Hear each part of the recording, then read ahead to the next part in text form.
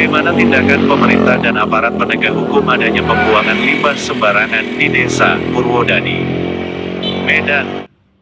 Dugaan pabrik melakukan pembuangan limbah langsung ke saluran air masyarakat sudah sering terdengar bahkan diberitakan di media online, media sosial, bahkan tidak sedikit pelaku atau pemilik pabrik punya goliong yang terbukti melakukan pembuangan limbahnya langsung ke masyarakat dilakukan penindakan oleh pemerintah dan aparat penegak hukum.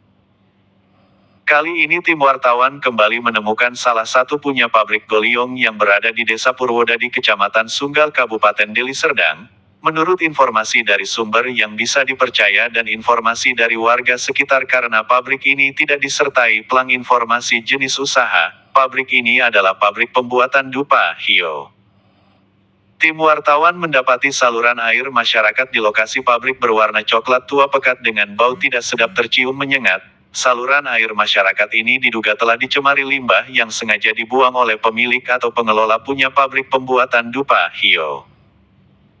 Limbah yang diduga sengaja dibuang oleh pemilik pabrik ini akan beresiko dan berdampak serius bagi kesehatan warga yang berada di sekitar lokasi pabrik, di mana limbah yang sengaja dibuang adalah sisa bahan pengolahan pembuatan dupa hio, mulai dari sisa bahan baku pembuatan hingga bahan kimia yang dipakai untuk pembuatan dupa tersebut.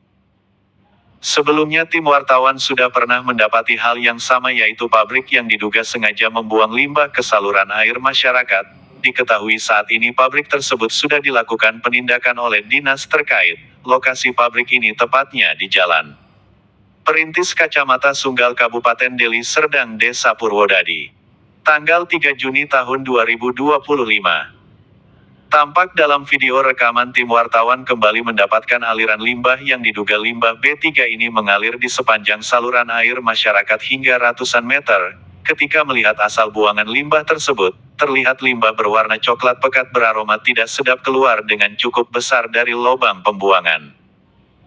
Limbah pabrik dupa bisa berupa berbagai jenis, termasuk limbah padat serbuk kayu, abu dupa, sisa-sisa bahan baku, limbah cair, air cucian pabrik, dan limbah gas asap pembakaran. Beberapa bahan yang digunakan dalam pembuatan dupa juga memiliki potensi bahaya bagi kesehatan, seperti serbuk kayu kasar, bahan kimia pewangi, dan pewarna. Limbah padat serbuk kayu merupakan bahan utama dalam pembuatan dupa dan bisa menjadi limbah padat jika tidak dimanfaatkan secara optimal.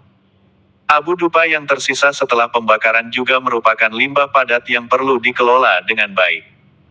Sisa-sisa bahan baku seperti serbuk kayu, bubuk pewangi, dan bahan lainnya yang tidak digunakan dalam proses produksi juga merupakan limbah padat. Air cucian pabrik yang mengandung sisa bahan-bahan kimia dan serbuk kayu juga termasuk limbah cair.